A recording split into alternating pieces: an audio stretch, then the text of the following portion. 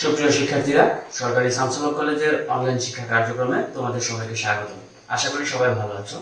আজকে আমরা আলোচনা করব পদার্থবিজ্ঞান দ্বিতীয় পত্রের চতুর্থ অধ্যায়ের একটি টপিকস, বায়ট এবং স্যাভার্টের সূত্রের প্রয়োগ। গত পর্বে আমরা বায়ট এবং স্যাভার্টের সূত্রটি পড়েছিলাম। তোমরা নিশ্চয়ই খুব ভালোভাবে অধ্যয়ন করেছো। সূত্রটি মনে থাকার কথা। সূত্রটি হলো এইরকম সূত্র। আমরা গত পর্বে বায়ট স্যাভার্টের সূত্রের সাহায্যে ডিবি নির্ণয় করেছিলাম। ডিবি হচ্ছে চৌম্বক ক্ষেত্রের মান।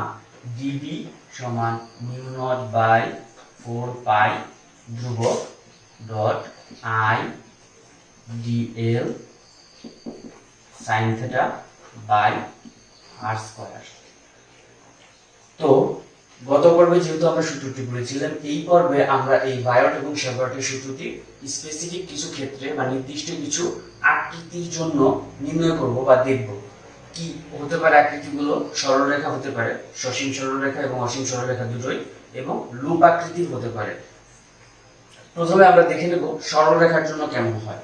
তো সসীম বা অসীম সরলরেখার জন্য আমরা এই সূত্রটি প্রয়োগ করব।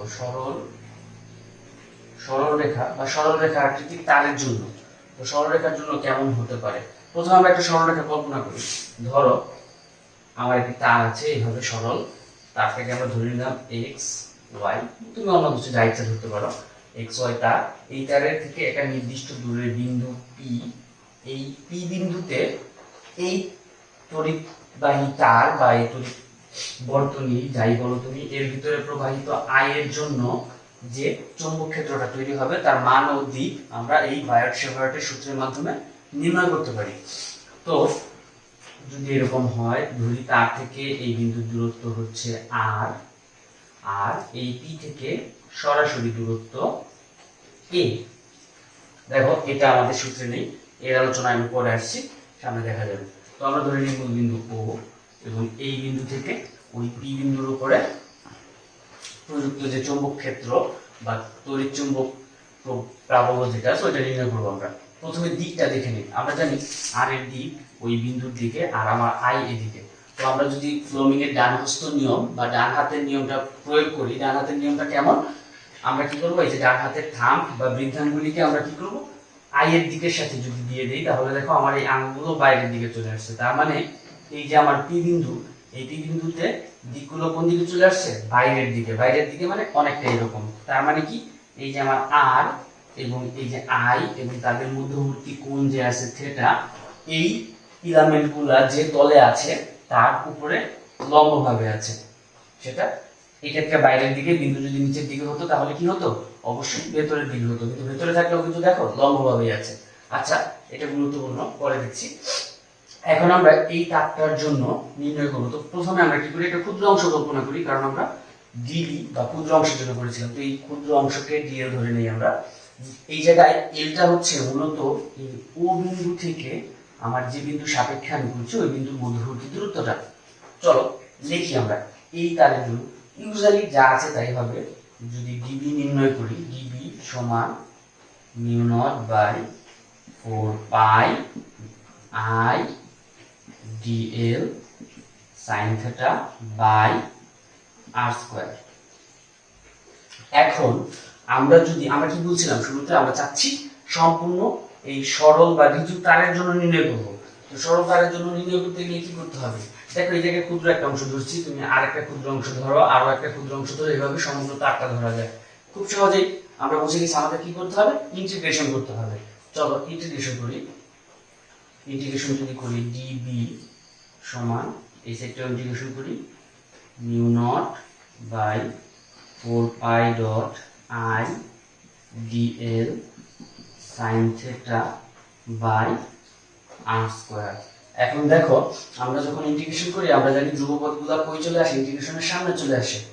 সেক্ষেত্রে আমরা যদি এই জায়গায় ডিবি কে করি তাহলে সম্পূর্ণ তার বা সম্পূর্ণ বি আমি পাবো। বি সমান লিখতে পারি কি, ধ্রুবপদ। এই জায়গায় ধ্রুবপদ কি আছে? Mu naught by 4 pi definitely ধ্রুবপদ আই, বা আমার তড়িৎ প্রবাহ কি আছে? কনস্ট্যান্ট আছে, তড়িৎ প্রবাহ ধ্রুবপদ আমি আনলাম। এবং বাকি জিনিসগুলা ধ্রুবপদ নয়। কেন নয় চলো দেখে আসি। দেখো আমরা কি বলেছিলাম, আমরা সরলরৈখিক তারের সম্পূর্ণটার জন্য নির্ণয় করবো বলেছিলাম। তো আমরা যদি এই পি বিন্দুর জন্য এই কর্নারের বা এই বিন্দু থেকে কল্পনা করি, তাহলে আমার চলে আসতেছে এইভাবে। তো আর এই জায়গায় থেকে আসবে এরকম। এটা যদি আমি এই বরাবর কল্পনা করি, আর এর মান অবশ্যই এটা থেকে তুলনামূলক কম হবে। একদম লম্ব বরাবর হলে, যেটা আমাদের এ ছিল, এই বরাবর হলে আর এর মান আরো কমে যাচ্ছে, আবার এদিকে গেলে আর এর মান কি ক্রমাগত বাড়তে থাকবে। এবং ফাইনালি আমার যে কোণটা আছে, এই কোণটা থিটার পরিমাণও বেড়ে গেল। এখন প্রশ্ন আসতে পারে, আমি থিটা এই জায়গায় ভেতরে দিলাম, এই জায়গায় কেন বাইরের দিকে দিলাম? চলো দেখে নিই কেন বাইরের দিকে গেল। এটা পি বিন্দু ছিল, এটা ও বিন্দু, তো সরি ও বিন্দু।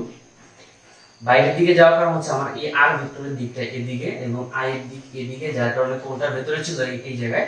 এবং পরবর্তীতে এক্ষেত্রে আর এর দিকটা কি পি এর দিক বরাবর হবে একক ভেক্টর যেহেতু, আর আই তো এদিকেই চলে গেছে। এখন ভেক্টরের অধ্যায় আমরা যারা ভালো করে পড়েছিলাম তারা আমরা জানি সেক্ষেত্রে কোণটা হচ্ছে বাইরে। দুটা কোণ তার থিটা দেয় না, একটা থিটা আর একটা আমরা দিলাম থিটা 1 ধরে নিলাম। তো আমরা কি করছি এই জায়গায়, তাহলে আমরা বলতে পারি কি আমাদের আই ছাড়া বাকি যে উপাদানগুলো আছে ডিএল সাইন থিটা এবং আর, এই আর তারপরে আমার এই যে থিটা এবং আমাদের যে সাইন কি আছে ডি আর আছে, আর ডিএল, এই সবগুলাই কি ধ্রুব না। তো থাকে এগুলো ইন্টিগ্রেশনের ভিতরে, চলো ইন্টিগ্রেশনের ভিতরে দিয়ে আমরা কি লিখব d l sine theta by r square. এটা ধ্রুব নয়, তার মানে ভেরিয়েবল। এখন আমরা জানি ভেরিয়েবলের ইন্টিগ্রেশন একটু ঝামেলাযুক্ত। তো আমরা কি করতে চাই, সবগুলো ভেরিয়েবলকে আমরা একটাতে রূপান্তর করব। কোনটাতে কনভার্ট করব?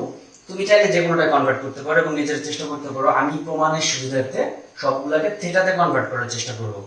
তো কিভাবে থিটাতে কনভার্ট করা যায় দেখবো। একটু কল্পনা করো, এই যে আমার চিত্রটা ছিল, এই চিত্রটা একটা সমকোণী ত্রিভুজ, তাই না? তো আমরা কি করতে যাচ্ছি, এই সবগুলো ভেরিয়েবলকে একটার দিকে বা থিটার দিকে নিতে যাচ্ছি। প্রথমে আমরা কি করি, আর কে কনভার্ট করি। আর কি কিভাবে কনভার্ট করব দেখো, আমি একটু জায়গা মুছে নিচ্ছি।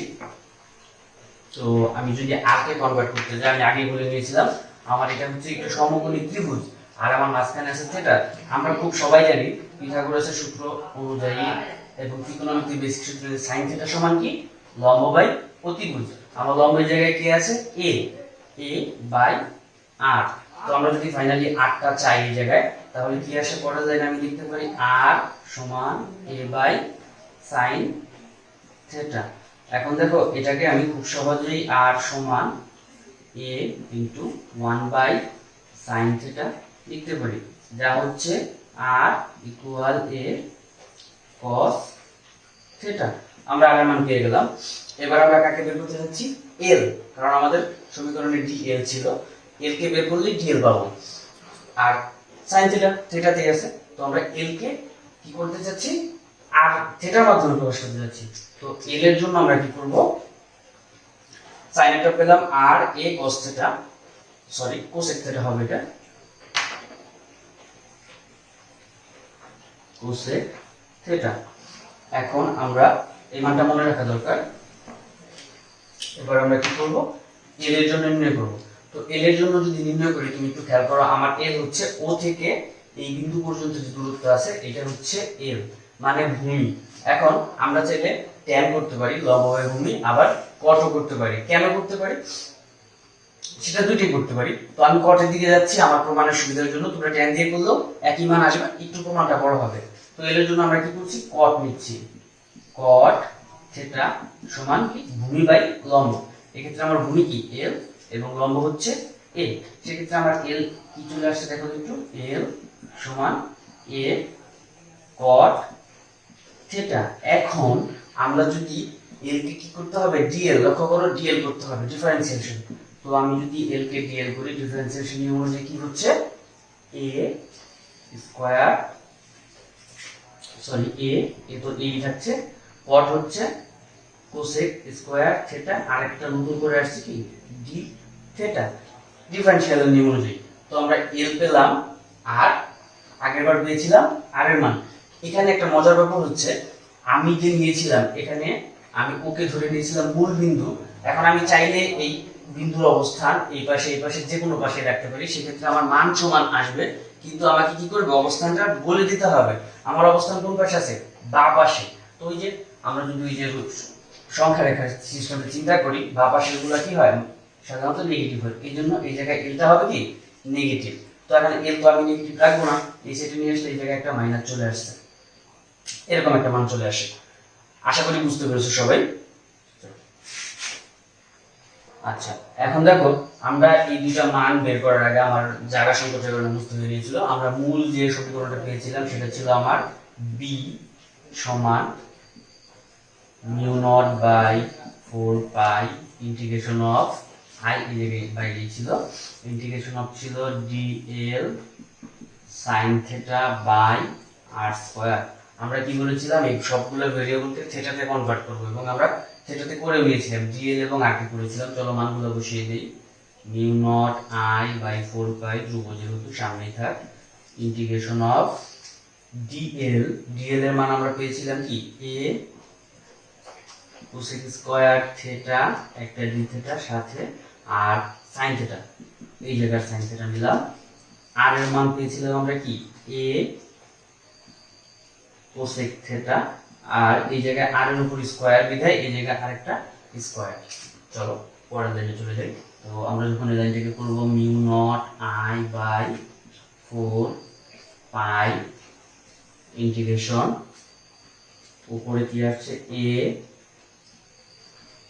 কোসেক স্কয়ার থিটা, আমি সাইন থিটাকে আগে লিখে নিই, সাইন থিটা ডি থিটা, এবং নিচে আসছে কি এ স্কয়ার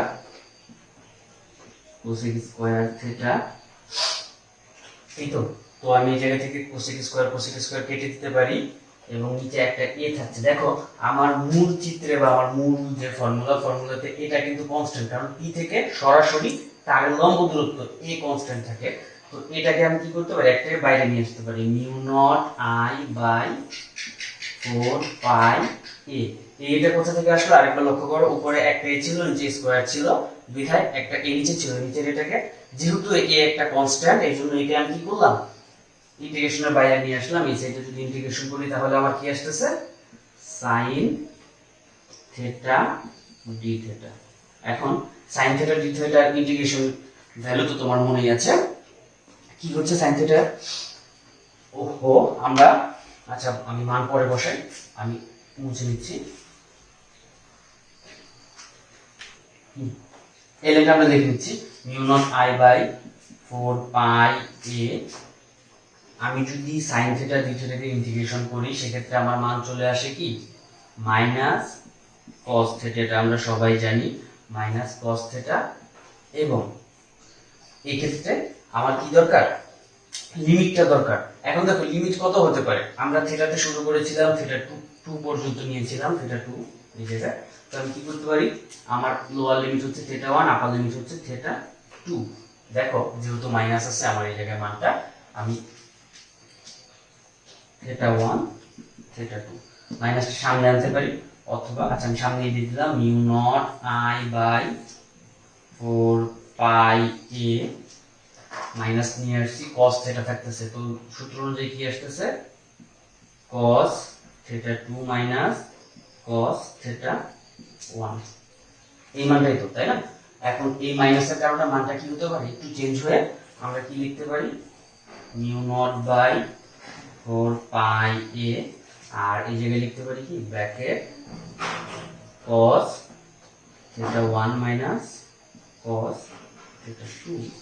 কেন এটা হলো একটু লক্ষ্য করো, এই যে মাইনাস চিহ্নের কারণে ভেতরের চিহ্নের পরিবর্তন হচ্ছে। তো আমরা এই যে দাগটা পেলাম বা এই সূত্রটা পেলাম, এইটা হচ্ছে সসীম সরল তারের ক্ষেত্রে ঋজু এবং সসীম তার, অসীম না, খেয়াল করো সসীম তারের জন্য আমরা এই সমীকরণটা ব্যবহার করতে পারি। এখন আমরা যদি সসীম চিন্তা না করে অসীম চিন্তা করি, অসীম চিন্তা কি হতে পারে প্লাস ইনফিনিটি থেকে মাইনাস ইনফিনিটি পর্যন্ত বা মাইনাস ইনফিনিটি থেকে প্লাস ইনফিনিটি পর্যন্ত তারটা যদি হয়, সেক্ষেত্রে এই যে পি বিন্দুতে চৌম্বক ক্ষেত্রের মানটা কেমন আসবে। তো সেক্ষেত্রে আমার কি করতে হবে যে থিটার মানটা চেঞ্জ করে দিতে হবে। থিটার মান কি হতে পারে দেখো এই জায়গায় বোঝার ব্যাপার আছে। আমরা এই চিত্রটাকে যদি এইভাবে রাখি এবং এই পি বিন্দু থেকে যদি দেখো আমরা যখন এদিকে আনছিলাম তখন থিটার মান যা ছিল তার থেকে এই মূল বিন্দু বা ও বিন্দুর কাছাকাছি আসলে কি হয় থিটার মান তুলনামূলক একটু বড় হচ্ছে, তার মানে আমি যত বামে যাচ্ছি আমার থিটার মান তত ক্রমান্বয়ে কমে যাচ্ছে। একটা মজার ব্যাপার বা গুরুত্বপূর্ণ কথা হচ্ছে এই জায়গায় ও মূল বিন্দু মানে কিন্তু দুই পাশে সমান না, ও হচ্ছে মূল বিন্দু আমরা ধরে নিয়েছি এই জন্য। তো আমি যত বামে আসবো তত কমবো। এই জায়গা থেকে আমি যদি থিটা পজিশন বা থিটা ওয়ান পজিশন থেকে আরো এদিকে চলে আসি এবং আস্তে আস্তে একেবারে মাইনাস ইনফিনিটি পর্যন্ত চলে যাই, তাহলে এই মানটা চলে যাবে কি জিরোর কাতারে। তো এই থিটা টুর মান আমি কত লিখবো তখন? থিটা ওয়ান এর মান লিখবো জিরো। এবং এদিকে যাচ্ছিলাম যত, একটু খেয়াল করো, এদিকে যতই যাচ্ছিলাম আমরা আমাদের মানগুলো কি ক্রমাগত একইভাবে বাড়তে বাড়তে বাড়তে বাড়তে একটা পর্যায়ে যে এই মান কি হয়ে যেত একদম সরলরেখা। সরলরেখার কোণ জানি কত? 180 ডিগ্রি, যেটাকে আমরা লিখতে পারি কত? পাই। পাই লিখতে পারি। তো এদিকে আমরা যখন আমি একদম প্লাস ইনফিনিটি চলে যাব, তো আমি মাইনাস ইনফিনিটি গেলে আমার থিটার মান কি আসতেছে? জিরো। এবং প্লাস ইনফিনিটি গেলে থিটার মান কত আসতেছে? 180 ডিগ্রি, অথবা কি লিখতে পারি? পাই লিখতে পারি। পাই মানে 180। তো আমরা এই সূত্রে মানগুলো বসিয়ে চেষ্টা করব আমার সমীকরণটির আসল মান কত বের করে দেখার। চলো চেষ্টা করি। তো কি আসতেছে দেখি আমরা। এই জায়গায় নিউ নট বাই 4 পাই এ, এইটা ঠিকই থাকতেছে এ। শুধু আমি কি করব? cos থিটা 1, থিটা 1 এর পরিবর্তে কি লিখব বলছিলাম? 0 degree. 0 degree minus theta 2, theta 2 এর মান কত লিখতেছি না? 180 ডিগ্রি। cos 180 degree. তো এখন দেখো আমি মান বসিয়ে যাই। Mu naught by 4 pi a, cos 0 ডিগ্রির মান হচ্ছে 1, এবং পরবর্তীতে আমি যদি মাইনাস চিহ্ন দিলাম এবং cos 180 এর মান কত? -1। তো মাইনাসে মাইনাসে প্লাস আর একটা 1, তো ফাইনালি কত আসবে এই জায়গায়? 2 আসবে। রাইট, আমি উপরে দিচ্ছি। তো কি আসে দেখো, মিউ নট বাই 4 পাই এ গুণ 2। এখন সরলভাবে কাটাকাটি করলে কি চলে আসতেছে আমার? Mu naught by 4 pi a, 4 by থাকছে না 2, এবং 4 কাটাকাটিতে 2 থাকতেছে। তাহলে আমার সসীম দৈর্ঘ্যের জন্য সূত্র আসতেছে এটা, এবং অসীম দৈর্ঘ্যের জন্য আমি যদি বি মানে পুরো তারের জন্য একটা বিন্দুতে চুম্বক ক্ষেত্রের মান নির্ণয় করতে চাই, সেক্ষেত্রে আমার মানটা আসতেছে কত? মিউ নট বাই 2 পাই এ। এখানে কি কি? বি। বি হচ্ছে কি চুম্বক ক্ষেত্রের মান, মিউ নট ধ্রুবক বা চুম্বক ক্ষেত্রের প্রবেশ্যতা। সামনে আলোচনা হবে, বা তোমরা প্রবেশ্যতা গসের সূত্রে প্রবেশ্যতার কিছু লিখেছিলে, মিউ নট 2 to 2 পাই ধ্রুবক পদ এ। এটা কি হচ্ছে? তার থেকে আমার পি বিন্দুর লম্ব দূরত্ব। তাহলে আমরা যে কোনো তারের জন্য সেটা সসীম হোক বা অসীম হোক কি করতে পারবো? মান নির্ণয় করতে পারবো। দিক কিন্তু না, মান নির্ণয় করা যাচ্ছে এই সূত্রের মাধ্যমে। সসীমের ক্ষেত্রে কি করতে হচ্ছে? আমার কোণগুলা ডিফাইন করে দিতে হবে। একদম শেষ বিন্দু, শেষ দুইটা প্রান্ত বিন্দুর কোণ দুইটা দরকার হবে, থিটা 1 এবং থিটা 2। আর যদি অসীম রেখা হয় তাহলে আমি জানি কোণ কত হবে? 0 এবং 180 ডিগ্রি। সেজন্য আমি মান বসিয়ে মিউ নট বাই 2 পাই এ তৈরি করে নিতে পারি। এটাই ছিল সসীম এবং অসীম সোজা সরলরেখার জন্য বায়ট এবং সেভার্টের সূত্রের প্রয়োগ। শিক্ষার্থীরা, একটি ছোট্ট ভুল হয়ে গিয়েছিল, আমরা এই যে আইটাকে মিস করে গিয়েছিলাম। তো সমীকরণে একটা আই আসবে অবশ্যই। আইটা যেন কি? আই হচ্ছে তড়িৎ প্রবাহের মান। বারবার মোছার কারণে আমি আইটা ভুলে গিয়েছিলাম। তো আমার সসীমের জন্য মান কি আসছে? মিউ নট আই বাই 2 পাই এ, এবং অসীম এবং সসীমের জন্য এরকমই থাকতেছে। শুধু এই জায়গায় 4 পাই, এই জায়গায় 2 পাই। কোণের মান দিলে সসীম, কোণের মান ছাড়া এবং 2 পাই ব্যবহার করে আমি কি করতে পারি? অসীমের মানটা ব্যবহার করতে পারি। আইটা অবশ্যই আসবে। আমরা এতক্ষণ এই বায়ট সেভার্টের সূত্র প্রয়োগ করে সরলরেখার জন্য সসীম এবং অসীম দৈর্ঘ্যের তারের জন্য চুম্বক বি এর মান নির্ণয় করেছিলাম। এবার আমরা করব লুপের জন্য। লুপ কেমন? আমি সরাসরি একদম বৃত্তের জন্য কল্পনা করব। এই সূত্র ব্যবহার করে একটা বৃত্তের জন্য আমরা কি করব? বি এর মানটা নির্ণয় করে নেব। সেক্ষেত্রে বি এর মানটা কি হবে? ভেতরে, বি এর মানটা ভেতরে হবে। চলো আমরা আরেকবার দেখি। আমরা যদি এরকম একটা বৃত্ত কল্পনা করি, বৃত্তের কেন্দ্র, আর আমার তার তড়িৎ প্রবাহ আমি ধরলাম এভাবে, এবং এভাবে আই এর মান এদিকে যাচ্ছে। সেক্ষেত্রে হয় কি? দিকটা কোন দিকে হবে? একটু ভালো লক্ষ্য করে আমরা ফ্লেমিং এর ডান হস্ত নিয়ম যদি ব্যবহার করি, সেটা ব্যবহার করে বের করে নিতে পারি। এইভাবে যদি ধরি তাহলে দেখো এই দিক থেকে কি বাইরের দিকে আসছে, এবং এই দিক থেকে ধরলে ভেতরের দিকে যাচ্ছে। তো মূল ব্যাপারটা কি? এই জায়গায় মূল ব্যাপারটা হচ্ছে আমার এই যে তলটা আছে, এই তলে থেকে যদি আমি বি এর মান নির্ণয় করে নিতে চাই, সেক্ষেত্রে কি হবে? এই বি এর মানটা আসলে কোন দিকে? আমার এদিকে আই চলে গেছে, আর আর এর মানটা এদিকে থেকে আসতেছে, আর এদিকে আইটা এদিকে এরকম। তো আমার কেন্দ্রের দিকে যদি এভাবে ধরি, এটা হচ্ছে আর, এবং আই এদিকে যাচ্ছে। আই এবং আর এর মধ্যবর্তী কোণ। মূল ব্যাপারটা হচ্ছে এই জায়গায় থিটা আছে, তো থিটা আর এবং আই এই তিনটা জিনিস যে তলে আছে ওই তলের সাথে আমার ডি এর মানটা আছে কি লম্ব ভাবে, যেরকম এরকম আছে। উল্টা ভাবেও ধরতে পারি আমরা। এই যে আমার তার এতক্ষণ আমরা ফ্লো ধরেছিলাম এভাবে, এখন যদি ফ্লো এই আঙ্গুল বরাবর ধরি, এইভাবে ধরি, তাহলে দেখো এই যে মানটা চলে আসতেছে কোন দিকে, সরাসরি বাইরের দিকে। এবং আমরা জানি এই জায়গায় কোণ কত, 90 ডিগ্রি কোণ। তো সেম ওয়েতে মূল ব্যাপারটা আসলে কি, বিতে থাকলে আমি যদি এভাবে একটা লুপ কল্পনা করি, তাহলে বি এর মান কাজ করবে কোন দিকে, সরাসরি লম্ব হবে, তলের সাথে লম্ব ভাবে কাজ করবে। দিক তো আমরা পেয়ে গেলাম। এখন মান যদি এই সূত্র ব্যবহার করে বের করতে চাই, চলো দেখি মানটা কেমন আসতেছে। ইউজুয়ালি সূত্রটা লিখে ফেলি আমরা। সূত্রটা কি, d b equal mu naught by 4 pi I d l sin theta by r square. একদম সরাসরি এই সূত্র, মান বসাই আমরা। ডিবি সমান মিউ নট বাই 4 পাই, আমরা ক্ষুদ্র একটা অংশের জন্য করতেছি, এরকম যে কোনো একটা জায়গার ক্ষুদ্র অংশ, 4 পাই আই থাকবে ডিএল ক্ষুদ্র অংশ, এবং sin থিটা আমরা জানি এগুলো রইল বাই আর স্কয়ার। এখন দেখো মজার ব্যাপার হচ্ছে, এই জায়গায় sin থিটা কত থাকে, সবসময় 90 ডিগ্রি, তুমি যে বিন্দুই নাও না কেন। কারণ আমরা জানি এই জায়গা থেকে আইটা কি স্পর্শক বরাবর চলে যাবে, এবং কেন্দ্র থেকে স্পর্শকের যে ব্যাসার্ধ যে জিনিসটা থাকে, এটা কি কেন্দ্র থেকে সবসময় লম্ব আকারে থাকে। যেহেতু লম্ব আকারে থাকে, অতএব কোণটা সবসময় থাকতেছে 90 ডিগ্রি। তো আমি থিটার পরিবর্তে লিখে নিতে পারতেছি কত, 90 ডিগ্রি। তো মানে আলটিমেটলি কত চলে আসতেছে, ডিবি সমান mu naught by 4 pi dot I DL by r square. কারণ sin থিটা, sin 90 ডিগ্রি মান হচ্ছে 1, আর এই জায়গায় থিটাটাই হচ্ছে 90 ডিগ্রি। এই তো। এখন দেখো আমরা কি করলাম, ক্ষুদ্র একটা অংশের জন্য করলাম, এই ডিএল অংশের জন্য। এখন যদি সম্পূর্ণ তারটার জন্য করতে দেয়, সম্পূর্ণ তারটা আসলে কি, সম্পূর্ণ তারটা হচ্ছে পরিধি। তো টোটাল পরিধির জন্য যদি করতে চাই, তাহলে আমার ডিএলটা কত চলে আসতেছে, 2 পাই আর। আর সম্পূর্ণ পরিধির জন্য আমার কি করতে হবে, এই পুরো ব্যাপারটাকে ইন্টিগ্রেশন করতে হবে। চলো ইন্টিগ্রেশন করি। ইন্টিগ্রেশন অফ ডিবি সমান integration of mu naught by 4 pi I DL by r square. এখন দেখো এই জায়গায় ধ্রুবক পদগুলোকে আমরা ইন্টিগ্রেশনের বাইরে চলে আসবো, এবং জিবি কে করলে টোটাল বিটা পাবো আমরা। বি লিখলাম। ইন্টিগ্রেশনের বাইরে ধ্রুবক পদগুলো মিউ নট বাই 4 পাই ধ্রুবক পদ। আমরা জানি আইটা সবসময় কনস্ট্যান্ট থাকবে, একটা প্রবাহ যেহেতু আই নিলাম। আর কি আছে দেখো, এই জায়গায় মজার ব্যাপার হচ্ছে, তুমি এই জায়গা থেকে যে বিন্দুতেই নাও, সব জায়গায় আইটা যেহেতু বৃত্তের ব্যাসার্ধ, এবং আমরা বৃত্ত কল্পনা করছি, বৃত্তের ব্যাসার্ধ কি থাকে, সবসময় ধ্রুব থাকে।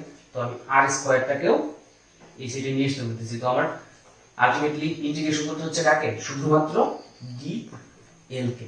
এখন আমরা ইন্টিগ্রেশন করতে পারি ডিএল। ডিএল এর মান সর্বনিম্ন কত হতে পারে, 0, এবং 0 থেকে সম্পূর্ণ বৃত্তের পরিধি। তাহলে আমরা ইন্টিগ্রেশনে কত মান লিখতে পারি, 0 টু 2 পাই আর লিখতে পারি। অথবা আমরা আরেকটু স্মার্টলি করলে, স্মার্টলি চাইলে আমরা কি লিখতে পারি, এটার পরিবর্তে আমরা এইভাবে লিখতে পারি, বি সমান কি লেখা যায়, mu naught I by 4 pi r square surface integral dl. আমরা গসের সূত্রে এটা সারফেস ইন্টিগ্রালের ব্যাপারটা দেখেছিলাম, টোটাল জিনিসটা। তো ডিএল কে সম্পূর্ণ ডিএল, এই পুরো তলের যে ব্যাপারটা আছে, তলটাকে আমরা ইন্টিগ্রেশন করতেছি। দুই ক্ষেত্রে মান কত চলে আসতেছে, আমরা যদি এই চিরাচরিত প্রথাগতভাবে করি, তাহলে আসতেছে কত, mu naught I by 4 pi r square dot, এই জায়গায় ডিএল মানে হচ্ছে কি পরিধি। তো আমি এল লিখবো, এল লিখে 0 টু 2 পাই আর লিখবো। তো ফাইনালি কত আসবে, mu naught by I 4 pi r square 2 pi r minus 0। এখন 2 পাই আর থেকে 0 বাদ গেলে 2 পাই থাকবে। এত ঝামেলায় না যে আমরা সরাসরি যদি সারফেস ইন্টিগ্রালটা করে দিই, তাহলে আমার মান কত আসতেছে, বি সমান mu naught I by 4 pi r square dot 2 pi r. Surface integral করলে 2 পাই আর আসে। তো তুমি যে কোনো একটা ব্যবহার করতে পারো, হয় এইটা অথবা ওইটা। এখন এই সূত্রে আমার ফাইনাল আউটপুটটা কত আসবে দেখি। ফাইনাল আউটপুট তুমি এখানেই কাটাকাটি করো আর ওখানেই করো। বি এর মান চলে আসতেছে কত, mu naught I by 4 pi r square. এখানে 4 থাকছে না, কারণ 2 এবং 2 কাটাকাটি যাচ্ছে, পাই পাই কাটাকাটি যাবে। আমি এখানে লিখি বুঝাই, 4 ইনটু 2 পাই আর। তো কত আসবে মিউ নট আই বাই 2, পাই কাটা যাবে আর স্কয়ার, যেহেতু এই জায়গায় একটা আর আছে তো 2r থাকবে। তো বৃত্তীয় ক্ষেত্রে বা লুপের ক্ষেত্রে আমাদের মানটা কত আসছে, b সমান mu naught I by 2r। সরলরেখার ক্ষেত্রে 2r স্কয়ার ছিল, এইটুকুই পার্থক্য। এটা আসছে কিসের জন্য, আমার একটা লুপের জন্য। একটা লুপ আমরা যখন তার পেঁচাই, একাধিক তার থাকে, এরকম পেঁচানো থাকে, তাই না, এরকম পেঁচানো পেঁচানো একাধিক তার থাকে। তো আমার একবারের জন্য যদি এত হয়, তো দুইবারের জন্য কত হবে, অবশ্যই ডাবল। এভাবে n সংখ্যক বারের জন্য কি আরো n সংখ্যক বার আসবে। তো আমি কিভাবে লিখতে পারি, তো আমি যদি n এর জন্য কল্পনা করি, সেক্ষেত্রে আমার কি আসতেছে, b এর মান n সংখ্যক লুপের জন্য, n সংখ্যক লুপ এর জন্য, n সংখ্যক লুপের জন্য কি আসবে, b সমান n আসবে, কারণ n বার, যত 5 নিলে 5, n এর মান 2 বার নিলে 2, 10 নিলে 10, এরকম n mu naught I by 2 r। এই তো, তাহলে আমি যদি একটি লুপের জন্য নেই, তাহলে b এর মান আসছে কত, mu naught I by 2 r। এবং যদি আমি n সংখ্যক লুপের জন্য নেই, তাহলে মান কত আসছে, n mu naught I by 2 r। এই তো গেল আমার। এখন দেখো, মনে একটি প্রশ্ন জাগতে পারে, আমি তো সব সময় তার যখন পেঁচাই টোটাল নাও আসতে পারে, তারের পেঁচে শেষে যদি আমার অর্ধেক থেকে যাবে, এতটুকু থেকে গেল, তখন কি হবে। দেখো n কি পূর্ণ সংখ্যা, আমি 5 বার 10 বার নিতে পারি। তো n এর মান যদি ভগ্নাংশ আকারে যায়, মানে আমি যদি অর্ধেক পর্যন্ত আসতে পারি, তাহলে কত আসবে, হাফ, তাই না। ওই রকম ভাবে আমি কি করতে পারি, একটা বৃত্তের একটা নির্দিষ্ট অংশের জন্য বের করতে পারি। ধরো আমার এই বৃত্ত আছে, আমি বৃত্তের এই অংশটুকুর জন্য, এই অংশের দৈর্ঘ্য হচ্ছে s, এই s অংশের জন্য b এর মান তো মাঝখানেই হবে। তো b এর মানটা s অংশের জন্য কেমন হবে, এই অংশের জন্য কেমন হবে দেখে নিই। চলো, s অংশের যদি করি, আমরা ছোটবেলায় বৃত্তকলার ক্ষেত্রফল করেছিলাম, তোমাদের নিশ্চয় মনে আসছে। বৃত্তকলার ক্ষেত্রফলের সূত্র অনুযায়ী আমি তখন লিখব কি, b সমান s বাই টোটাল যে পরিধিটা আছে 2 পাই r, আর এই জায়গায় যেমন সূত্র ছিল mu naught I by 2r। ব্যাপারটা কিরকম হলো, এরকম। দেখো, আমার এই সমগ্র পরিধির জন্য আমি কত পাচ্ছি, একটা লুপ পাচ্ছি, একদম সোজা। তো আমি কি লিখতে পারছি, 2 পাই r এর জন্য পাচ্ছি একটা, তো একের জন্য কত পাবো, 1 বাই 2 পাই r। তাহলে আমার s দৈর্ঘ্যের জন্য কত পাবো, s বাই 2 পাই r, তাই তো পাচ্ছি। তো আমার যদি শুধু একটা নির্দিষ্ট অংশ দেওয়া থাকে, একটা বৃত্তাকার লুপের একটা ছোট অংশের জন্য b এর মান নির্ণয় করতে হবে, সেক্ষেত্রে আসতেছে হচ্ছে s by 2 pi r mu naught i by 2r। এখন ধরো আমাদের s দেয়া নেই, s যদি দেয়া না থাকে, সেক্ষেত্রে b এর মান কি হবে, s দেওয়া না থাকলে অবশ্যই তোমাদের মাঝখানের কোণের পরিমাণটা নির্ণয় করা হবে, থিটা। তো থিটার ক্ষেত্রে কি করব, সেটাও সেই বৃত্তকলার ক্ষেত্রফলের যে সূত্রগুলো আমরা পড়েছিলাম ছোটবেলায়, ওইগুলা থেকে বলবো। তো কি হয়, আমরা জানি সমগ্র তলের ক্ষেত্রফল কত, সমগ্র যে বৃত্তের কোণের কত, 360 ডিগ্রি। তো সেক্ষেত্রে 360 ডিগ্রি সমান একটা লুপ, তাহলে নিচে আসবে কত, 360। এবং আমি যদি থিটা ডিগ্রি কোণের জন্য বের করতে চাই, তাহলে কত আসতেছে, থিটা বাই 360 ডিগ্রি। তো ইউজুয়ালি আমি এর পরিবর্তে ব্যবহার করে দেব b সমান থিটা বাই কত আসতেছে, 360 ডিগ্রি। আর আমার আগের অংশটুকু যা ছিল তাই, mu naught I by 2r। তো সরাসরি আমরা যদি একটি লুপের জন্য ব্যবহার করি, তাহলে লিখব কত, mu naught I by 2r। যদি একাধিক লুপ থাকে, তাহলে n লুপ সংখ্যা mu naught I by 2r। যদি একটা নির্দিষ্ট কোণ এবং একটা নির্দিষ্ট অংশের জন্য দেয়া থাকে, তাহলে থিটা, কোণ যদি দেয়া থাকে তাহলে theta by 360 mu naught I by 2r। আর যদি s আকারে দেওয়া থাকে, বৃত্তচাপের দৈর্ঘ্য দেয়া থাকে, কি আসবে, b সমান s বাই আমার পরিধিটা গুণ হচ্ছে mu naught I by 2r। Simple. আশা করি বৃত্ত সংক্রান্ত ব্যাপারগুলো তোমরা বুঝতে পেরেছো। এখন দেখো, আমরা আজকে বায়োট-সেভার্টের সূত্রের প্রয়োগ দেখলাম বিশেষ কিছু ক্ষেত্রে। কি কি, আমরা যদি সসীম বা অসীম দৈর্ঘ্যের তারের জন্য বের করতে পারছিলাম, এবং আমরা কি করছিলাম, বৃত্তাকার কুণ্ডলী বা তার বা লুপ, তুমি যাই বলো, কুণ্ডলীর জন্য আমরা বের করলাম। এবং বৃত্তাকার কুণ্ডলী যদি পাক সংখ্যা একাধিক থাকে তাও বের করছি। অসীম বা সসীম তারের জন্য কি ছিল আমার বি সমান ছিল mu naught I by 2 pi r square ছিল 2 পাই আর স্কয়ার। আর বৃত্তাকার কুণ্ডলীর জন্য বি কি ছিল বি সমান ছিল মিউ নট আই বাই 2 আর ছিল। যদি n সংখ্যক লুপ হয়, লুপ যদি বেশি হয়, n সংখ্যক লুপ বা আমার কুণ্ডলী যদি কি হয় বেশি হয়, তাহলে b এর মান কি আসবে n by n mu naught i by 2r। যদি ভগ্নাংশ থাকে তাহলে n এর মান ভগ্নাংশে যাবে। যদি আমার চাপের দৈর্ঘ্য দেয়া থাকে s চাপের জন্য যদি থাকে, s চাপের জন্য কি আসবে b এর মান আসবে কত s by 2 pi r dot mu naught i by 2r। যদি কোণ দেওয়া থাকে মাঝখানে থিটা কোণের জন্য যদি বলে, থিটা কোণের জন্য b এর মান আসবে কত theta by 360 degree mu naught i by 2r। ব্যাপারটা খেয়াল করো, বৃত্তাকার কুণ্ডলীর ক্ষেত্রে এতগুলো ভেরিয়েশন আসতে পারে, আর অসীম বা সসীম দৈর্ঘ্যের তারের জন্য এইগুলো আসবে। তোমরা তোমাদের বইয়ে দেওয়া অনুশীলনের যে অঙ্কগুলো আছে, উদাহরণের অঙ্কগুলো ভালো মতো দেখার চেষ্টা করো। যদি কারো কোনো সমস্যা থাকে আমার সাথে যোগাযোগ করো, আমি ইনশাআল্লাহ সমাধান দেওয়ার চেষ্টা করব। এই তো ছিল আজকের আমাদের আলোচনা। ইনশাআল্লাহ পরবর্তী কোনো ক্লাসে দেখা হবে।